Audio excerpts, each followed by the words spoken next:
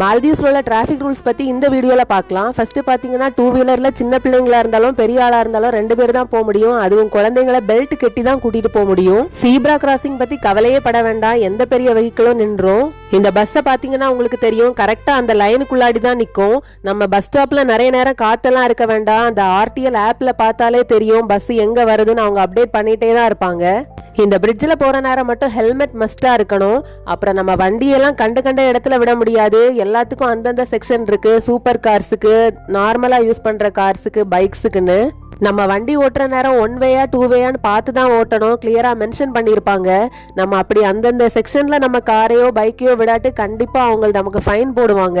இது ஒரு சின்ன நாடு தான், அதனால வெஹிக்கிள் யூசேஜும் ரொம்பவே கம்மி தான். ரொம்ப பெரிய அளவுல வெஹிக்கிள்ஸ் எல்லாம் நமக்கு பார்க்க முடியாது. ரோடு கூட பாத்தீங்கன்னா இந்த இன்டர்லாக் ரோட்ஸ் நிறைய இடத்துல இருக்கு. ஹார்ன் எல்லாம் பெரிய அளவுல அடிக்க மாட்டாங்க. டிராபிக் ரூல்ஸ் 3 டைம்ஸ் மேல வயலேட் பண்ணா லைசன்ஸ் கேன்சல் ஆயிரும்.